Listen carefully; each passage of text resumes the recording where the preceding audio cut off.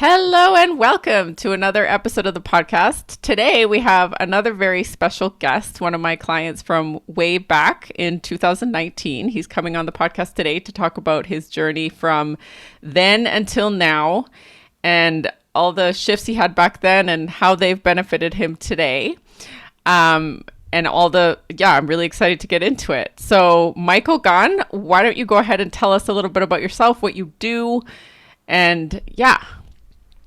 Okay, yeah, my name's Michael. I'm a data scientist, and before I started working with Natalie, I wasn't really sure what to do with my skills. Like I have a degree in neuroscience and another one in library science, and just getting into the workforce just felt like impossible for me for years. And after like 3 months of work, we were able to figure out exactly what I should be doing, which was data science. And we worked out a plan to get me uh, talking to people and to get my foot in the door at some different companies.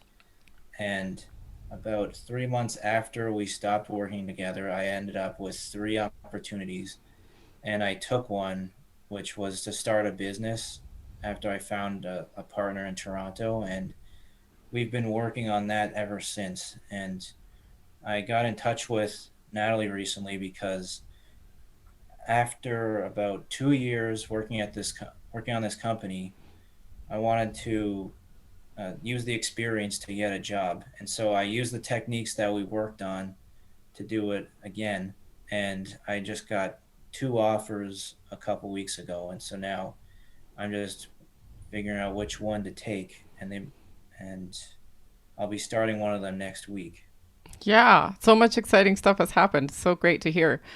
So yeah, so before I met you, or like, but way back when I met you, now it seems like I'm kind of talking to a different person because when we caught up, you had done so much, and your mindset has just completely shifted from how you used to think about things.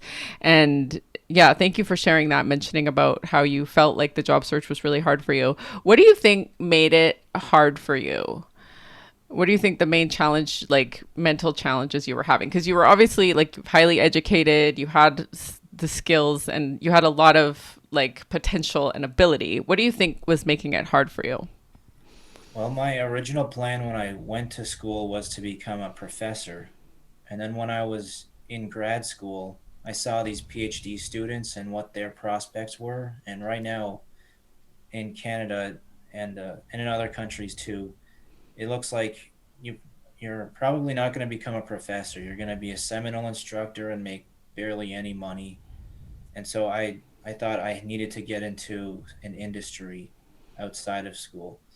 And I wasn't sure how to make that switch because the people who advise you in university typically they haven't done that before, so they can't tell you how to do it. Mm-hmm. And then once I got out, I was looking around trying to apply for jobs, but it was like hitting a brick wall. And if I tried to pivot, it was just hitting the same brick wall again and again, and it really got frustrating. And so I wasn't sure what to do. Mm-hmm. And Yeah. nobody really tells you how to get a job when you're in school. Yeah, totally. And so I remember like a lot of stuff that happened there where you first of all you committed to action because you went and started networking, started meeting people and talking to people, but you had like some shifts from like I don't know how this is going to be possible, I don't know how I'm going to be able to do this, to starting to feel like, oh, I'm getting this and I can do this, and obviously having achieved a lot. Where would you pinpoint like those shifts that you had in yourself to be able to do that? I think the shift started maybe after about a month of working together after I had started meeting people, but I started to get frustrated again because I felt like it wasn't working. But it was Mm-hmm. really just that it Mm. wasn't working fast enough for me and I was getting impatient. And then when we would have the call every week, I remember this one time I was really frustrated and you just reassured me that things would get better, and so I just decided to be more patient. And then when I started to see that I was getting farther along and meeting people was starting to yield some results. That's when I think it shifted, just like seeing little improvements. Yeah. So it started with the commitment to action and continuing that action, and then starting to see, like, starting to pay attention to those incremental results you were getting, because it would still be easy to say, oh, it's still not working, it's still not working. But then you started to be like, oh, okay, this might turn out, or this person was helpful. And it's kind of the journey that everybody goes through. So really appreciate you sharing it. And then what do you think, like, the biggest fear you had to overcome was in deciding to get help and deciding to say yes to working with me? Because I know at that point you were feeling really stuck, but it was still an investment to make. What do you think the biggest fear was that you had to overcome? Well, I don't know if it was a fear, but it was an invisible script. This idea that I shouldn't need a coach or that I shouldn't need somebody to help me. I should just be able to do it on my own. And what I ended up realizing was before working with you, I took one of Ramit Sethi's courses on mindsets, and he was talking about how successful people use coaches, and that's how they become successful. So yeah, Yeah. I was thinking, like, why would you need a coach? But actually, this most successful people have several coaches, and they help them to keep focused, so that they don't need to rely on themselves for discipline. They have somebody to Yeah. keep them motivated. Totally. Yeah. And it's really smart that you picked up on what he said there and, like, applied it to your own life, because it's so true. And I have a coach too. And I think that everyone who experiences working with somebody else can kind of see, oh, they're pointing out stuff that I didn't see. I didn't realize I was thinking that way. I didn't realize I was doing that. So yeah, and also, like, really smart of you to be like, oh, I noticed that and I'm going to go do that, instead of kind of just continuing to hit the brick wall. So, yeah, I mean, the results that you were able to achieve, not just once, but again, over the last, I guess, 2 years, how would you say your life is different now with how you Well, think about your own challenges and stuff? Sorry. getting that work experience was a big deal because I had work experience that I might have been able to leverage, but it would have been more difficult. But when I started this company, it forced me to have to learn certain things. Like I had tried learning Python programming a few years ago, and I only got so far because I didn't have any idea for a project. But when I met my business partner, he had a vision for something, and that's something that I can't really do is have a vision, but I could make his vision happen. So Yeah. having to think about that and look up how to do this and how to do that to make it happen, that's when the learning started. And after about 6 months, I knew enough Python that I didn't have to look up every single line of code I had to write, and I could start to just work more efficiently. Yeah. And kind of learned your strengths through that process, being like, oh, this is something I'm good at. Yeah, it was nice to see that and to get feedback from him to know that this was actually going somewhere. Yeah. And also, would you mind talking about how you? Because I know you met up with this. You found him through Shaper, and you were networking a bunch of different ways. And what was it that during that interaction you think you were able to show him that allowed you guys to start working together? Well, one thing that he was impressed with was that my laptop, which when I bought it had Windows on it, I had put Linux on it, and so he was impressed with that, and he thought he told me, "Oh, you must be a computer hacker then." Yeah, the simplest things really catch people's attention when they have that in common with you, or they're like, "Oh, cool." Yeah, they people like Linux comfortability because if you're like Linux, then that means that you're going to be comfortable with a web server because most of them have Linux now. So that really said something to him. And Yeah. another thing that he liked was that when he was telling me about this business problem, I was asking him questions that he was impressed with. Yeah, huge. And so when you were in asking questions and in that interaction, what were you focused on, do you think? Because in order to ask really good questions, you kind of need to be focused on his problem and like what he needed. So how do you think you were able to focus there instead of what most people do, which is worrying about, uh-oh, what if he doesn't like me? What if I'm not good enough? What if I can't offer anything? How were you able to shift in order to have your focus where you needed it for that interaction? Well, I guess that's where the preparation came in. And I had met so many people at that point that it was a lot easier for me to just think about the pain point because I'd put so many reps in. Yeah, I exactly. think that's really important, putting in the time and then allowing yourself to try and fail and fail and fail, and eventually you'll find people who will like you, and you'll be ready for them. Really well said. Yeah, exactly. And then being willing to just go through that stuff, because I know we had a lot of calls where you were feeling that frustration, and I have that with clients. That just happens. It's just part of the process. It's just totally normal, and we think when we're in it that it's like a problem, but it's really just part of the journey. So really good of you to be willing to get through that, because now you can so much easily get through that, as we'll talk about with your most recent successes as well. So what do you think made you successful with coaching? As there's some people who will hire a coach and it won't always work for them, or they'll do a program and it won't always work. What do you think you were able to do that made you successful in applying everything that you got?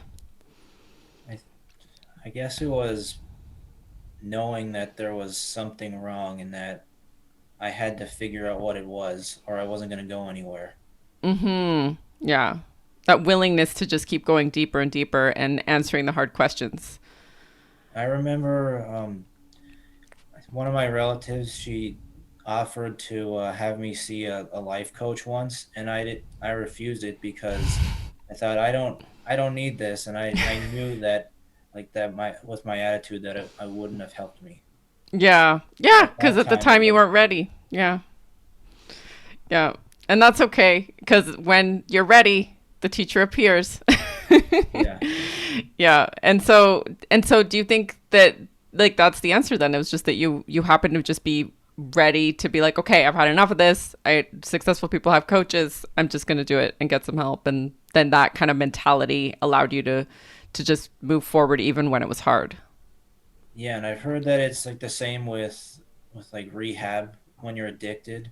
You won't be able to stop the addiction unless you want to. Some people they're in and out of rehab, and then other people they're able to stop. Yeah. It's Yeah. really about your attitude. Absolutely. Yeah, being ready, having solid reasons why you want to. And yeah, and I mean, when I was going through my coach certification, I was trying to coach everybody and I realized, some people just don't want to hear it. Yeah, I've So, seen that yeah. too. Totally, exactly.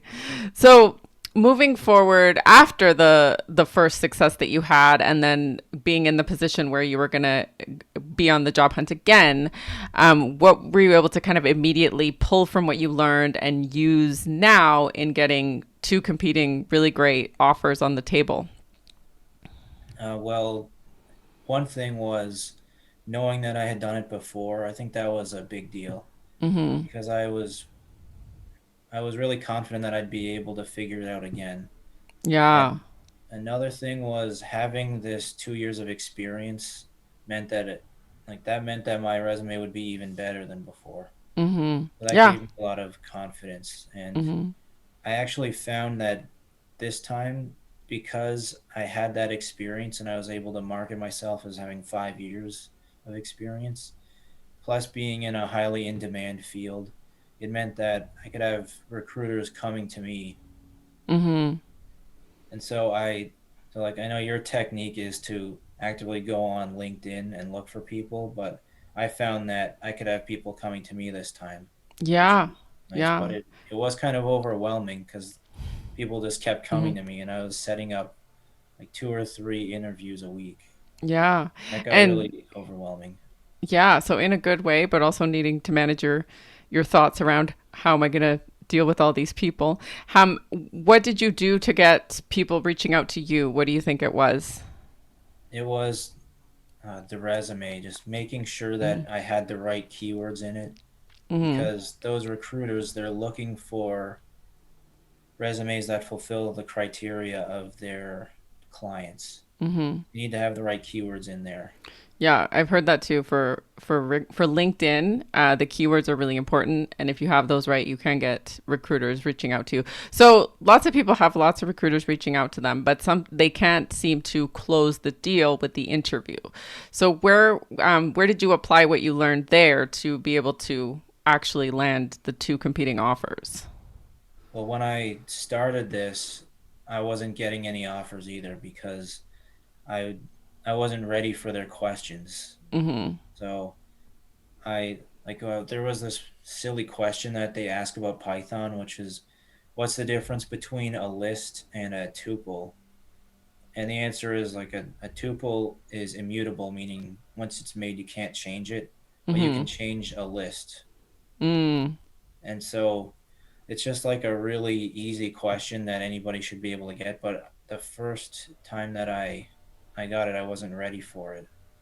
So, uh, one of the people working at our company who has a lot of tech experience, he said that like at a point where I had like 5 interviews and I was frustrated, he said after about 9 interviews, like technical interviews, you'll know what questions are coming and it'll be a lot easier for you. Nice. Yeah. And so he was able to give you that number that he probably just guessed or was his experience, right? But that Right. helped you to be like, okay, I'll start to get it after 9. Sometimes I Yeah. say to people, yeah, and this is for listeners in their job search. I sometimes use this as an example too, which Michael's kind of illustrated more concretely. But I also sometimes say, so if someone told you that if you were going to write a unicycle and that was something you wanted to learn and you had to get on it for 100 days in a row and you were for sure going to fall down at least the first half of the time, but on day 100 you were totally going to be able to ride it, would you do it? I mean, if you really did want to learn how to ride a unicycle. So sometimes looking at it that way really helps to be like, okay, it's gonna take what it's gonna take, and Mhm. overestimating. But yeah, and so just kind of being willing to go into that process, and so looking at it now, knowing what the process is like and having been successful previously, what kind of mindset did you bring to the interviewing? And like when something didn't work out, how did you kind of react to it versus how you would have previously? Well, one thing I tried to do at the end when they ask you what questions you have was to get more information about their pain point. I'd Hmm. ask them like what is this the project that you want that you would want me to work on, or like what is the team like? Because that shows that I'm interested in what they're doing. Hmm. And if I can get them to talk about the actual pain point, like what they need me to do, then that can help me to talk about the value I could add. Hmm.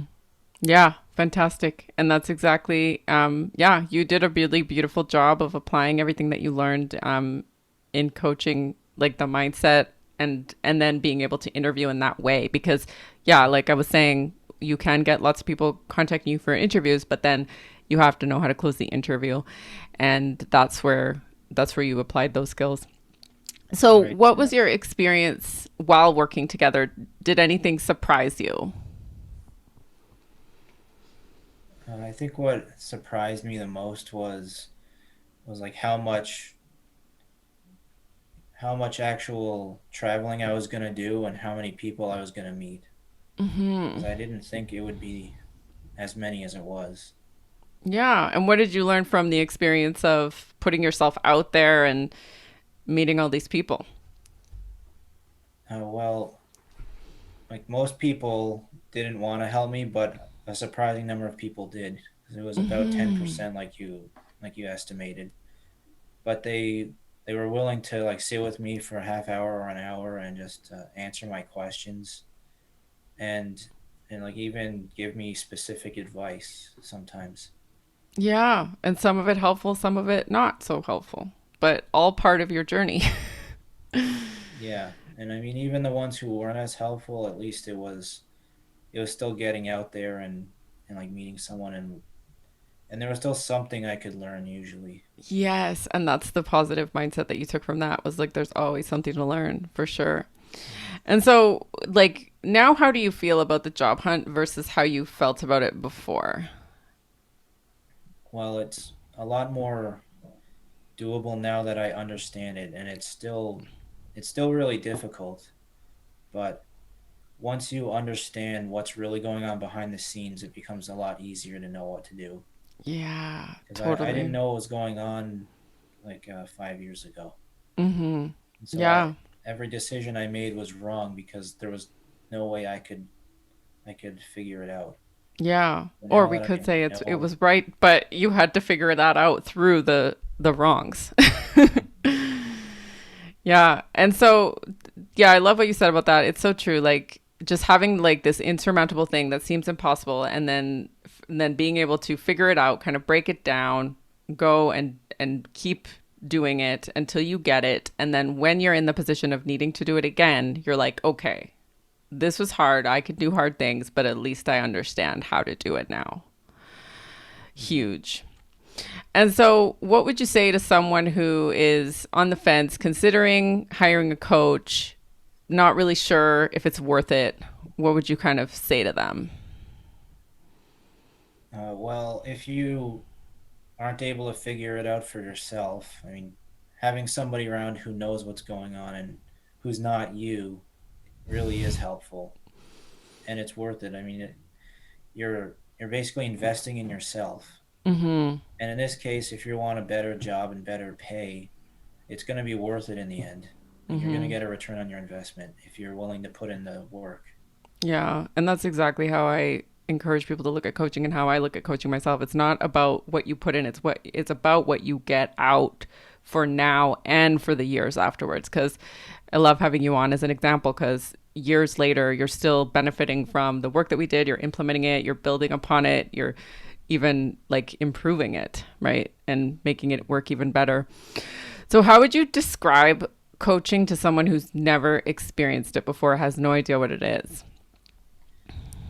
Well, unlike unlike psychotherapy where they're just like letting you get your emotions out there, with this, you're addressing wrongful mindsets that you have. Mm. 'Cause everybody has these beliefs that are not true, but we don't know they're true because we've convinced ourselves that they're true. Yeah. And so you need someone to come in who's mindful about these things to like destroy those beliefs, like to attack them and then to get you to start attacking them on your own. I couldn't have said it better myself. Thank you for that. Really good. I love asking that question because you get kind of a different description, but that was one of the best.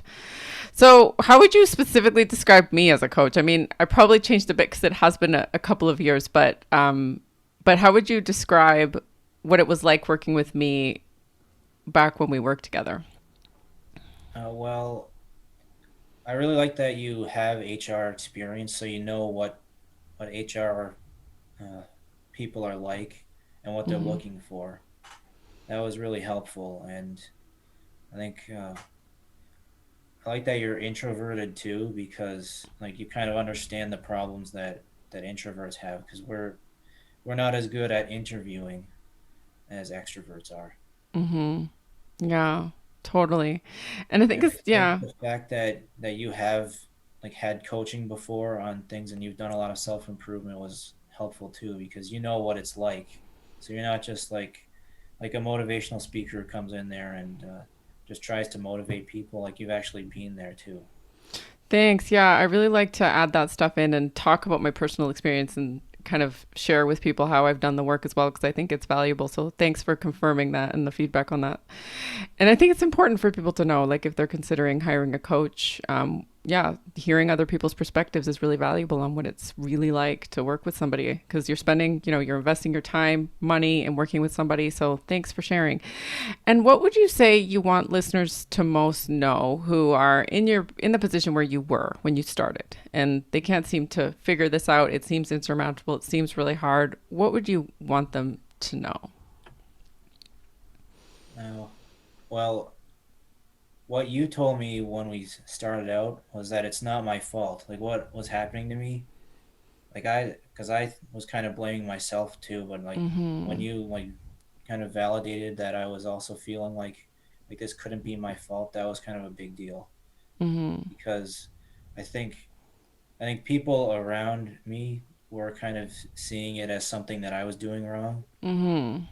And so I would tell people like it's not your fault that you don't understand what's going on because it's really hard to understand and it's kind of an opaque industry. Yeah, yeah. It's kind of like you don't know what you don't know. And if you don't know where to find the information or you don't know how to expand your own mind, then yeah, it's not your fault, right? You kind of need some outside assistance at that point. Yeah.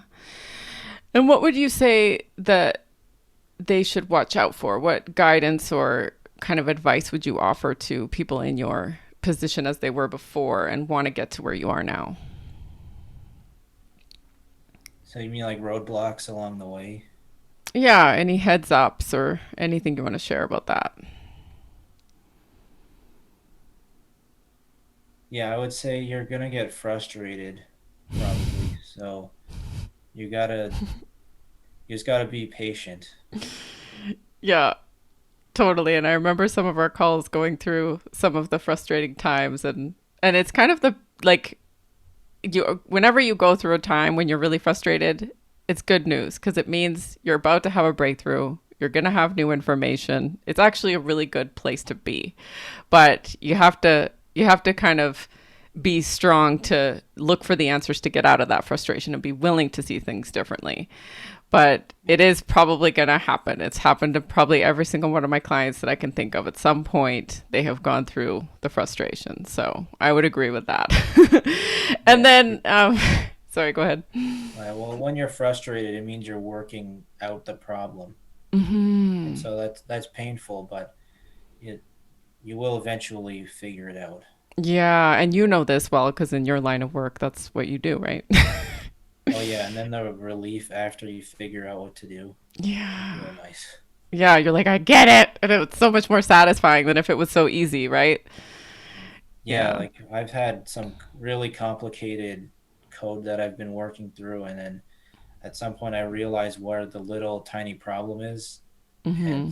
sometimes it's just like the silliest little thing, and sometimes I'm untangling this this web, but once it's over, it feels great. It's like, oh, I Yeah. figured it That's out. another good, really good way to describe coaching. It's kind of like there's just this little shift or this little thing that's not in the right spot that sometimes you just have to identify or you have to get some other eyes on it or something. And then once you kind of have that, it's like a little 1 degree shift and then things can kind of start moving from there. Yeah, that's a really another really good way to describe it. Yeah.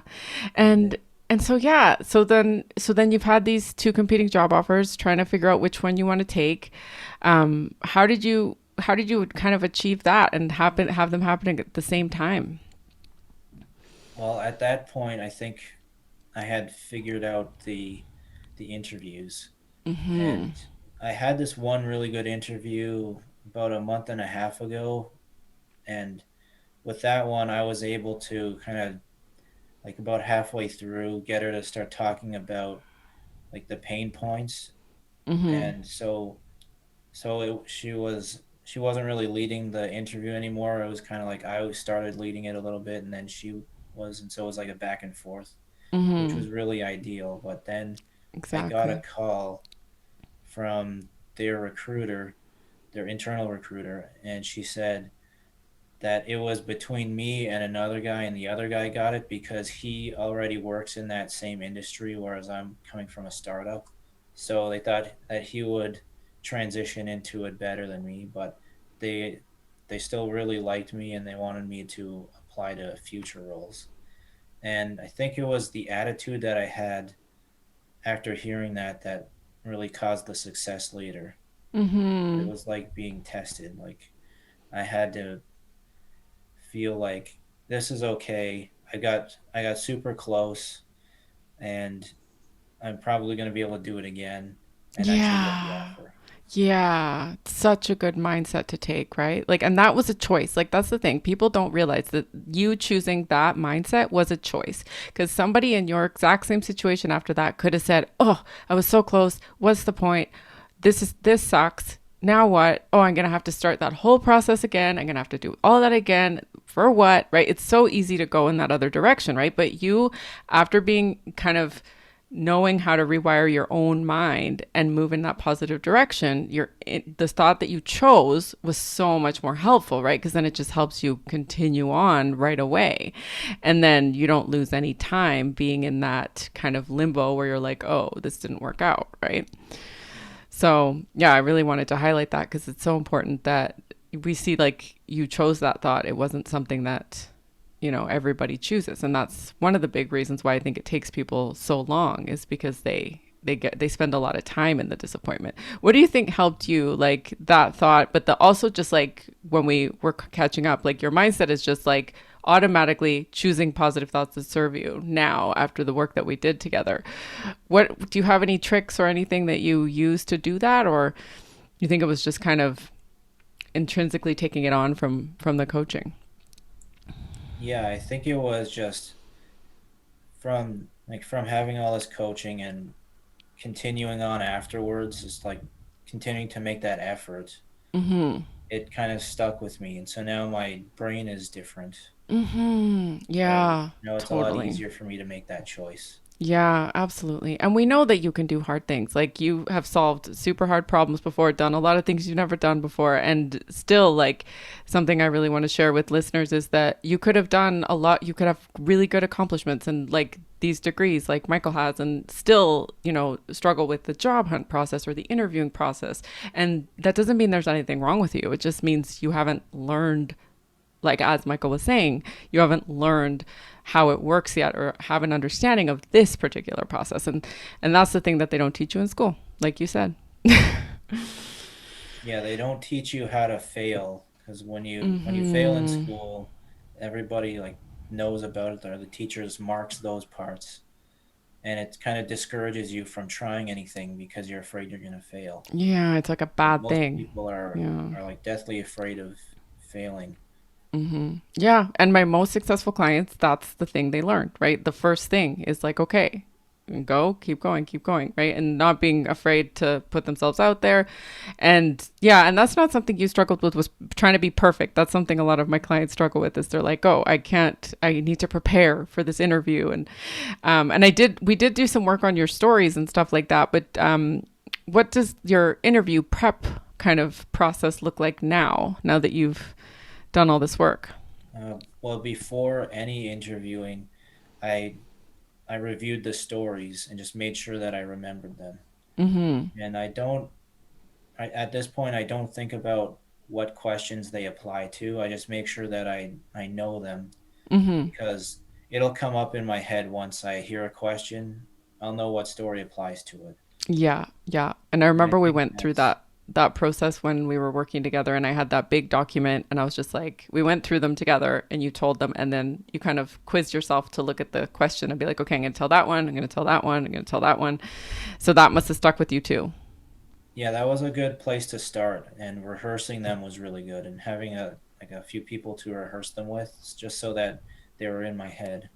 But Mhm. now I don't really have to prepare anymore. I can just go into it as long as I know, like, have a basic idea of what they want, and I get Mhm. that from the job title and the job description. Mhm. So as Yeah. long as I review that, I know what they want generally. Then I can ask them the right questions. And also has to involve a trust in yourself, right? Being like you have to have some sort of thought about yourself that implies that you trust yourself to come up with the answers, right? Instead of having to feel like you have to memorize a script or something. How Yeah, do you do maybe that? before a few interviews, you'll have to go off of your script, but once you get used to it, you don't have to do that anymore. Mm-hmm. Yeah, because you just remember them and you trust yourself that you know the information that you need to know, right? Yeah, because that's what happened to me, so I should know. Well, that's the thing too, though. Like you didn't beat yourself up. You're like, oh, this was a silly thing. Like everyone should have known it, but then you just learned it and then moved on. Yeah. And that's the best way to do it, right? Evaluating and just continuing on neutrally instead of beating yourself up for not knowing something that, you weren't asked before. So, This time, the tough part was the technical interviews because I hadn't mhm. really had those before, and what happened with those was when I had a really bad one, I kept track of what questions I got stuck on, and then I looked up Mm-hmm. what they were asking about, so that Yeah. way I could know it for the next time. And what did you think about yourself after that happened? Like when you were like, "Oh, I didn't know that. Now I'm gonna like." What thought process led you to evaluate and improve like that? Well, the questions I was getting right most of the time were Python questions, but then SQL kept coming up, and I understand SQL, but I don't have enough experience to just be able to answer those questions. So I was just thinking, well, I need to do more work on this, and so I told my partners about this, and they decided to like give me some more responsibility with the database so that I could Mm, learn more SQL and do more queries, and that helped a lot. So I was able to answer those questions a lot better. mm-hmm. Yeah. And so you just kind of addressed the problem. You were like, okay, this is, and it sounds like you just did it really neutrally. Like there wasn't emotion attached or like judgment or beating yourself up or anything like that. You were just like, okay, this is what I need to do. I'm going to go do it. And then Hmm. success comes. Yeah. It's kind of the formula, right? Yeah, and it didn't take as long as I thought it would to figure it out because you just have to look it up and then have some place to actually try it out. Mm-hmm. So like if you want to learn databases, you need to have a database with some kind of useful data in it, and then you can play with it. Or if you're learning programming, just have a project and actually work on getting it done. And you know it can take a lot of time. It's worth it because then you have something that you could even show employers. Mm-hmm. Yeah. Again, looking at it from the best point of view possible, right? To be able to be like, yeah, because people could easily be like, "Oh, this is so much work. I have to go do this." And something I also noticed about you was that you really got into the process and just went all in, and then it started to enjoy it after, after you kind of stopped wanting it to happen faster. Kind of just started enjoying like with the way that you approach problems today in your jobs and in your career, but also like to the same with the job search, kind of like it is a process and it is going to take understanding and mastery, and that's something that you were not afraid to lean into. Can you talk about your mindset there? Yeah, so I think I could explain it with this novel I read a while ago. It's Starship Troopers, and like the movie is not very good, but the novel is really good. So the main character, he joins the military to be in the space navy, and when he's doing basic training, he's like really hating it because you have to do all of this work and the exercise is really difficult and you have to get yelled at by all these people. But there was a point in it where the character stopped hating it and started feeling like a soldier, and he started to enjoy all of the painful experiences he was going through because he knew that he was a soldier.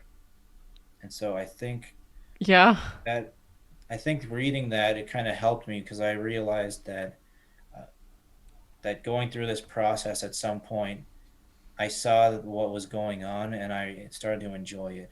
Yeah, exactly. Kind of like, well, this is what I'm going to be doing anyway. Like, kind of, I think you kind of have to resolve yourself to like, I'm going to be in this and get this done no matter what. So I might as well figure out a way to enjoy it. Yeah, you I hear. start identifying with your journey. Yeah, exact. That's a really good way to put it. Yeah. I've heard other clients kind of talk about it similarly to that too, but it kind of has to be like that. Otherwise, you're just pushing your way there.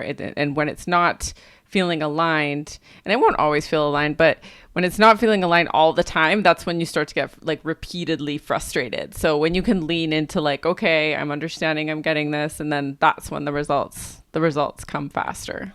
It's kind of Yeah. counterintuitive, but kind of how it works. But yeah, thanks for sharing that. I'm sure listeners will love to hear that book recommendation as well. Oh yeah, it's a great book. Awesome. Awesome. Well, was there anything else, any last things you wanted to share? I think those are all the questions I had for you. Well, I guess to like sum it all up, you just have to accept that this is the journey you're on, and you have to learn how to love it. And you're gonna have to accept that it's painful at first, but once you've gotten used to putting in the effort, it becomes a lot easier, and it becomes fun. Yeah, such a Once good way to you put it. realize that you're adding value to people's lives, it actually becomes a lot more enjoyable. Just to enjoy the fact that you're adding value. Yeah. And also taking the focus, like you just mentioned, a really key point there is taking the focus off yourself and onto them, right? That's And true. yeah. And then that kind of releases the pressure as well of like our own insecurities. And because when we're focusing on ourselves, it's very difficult to add as much value as we're capable of adding.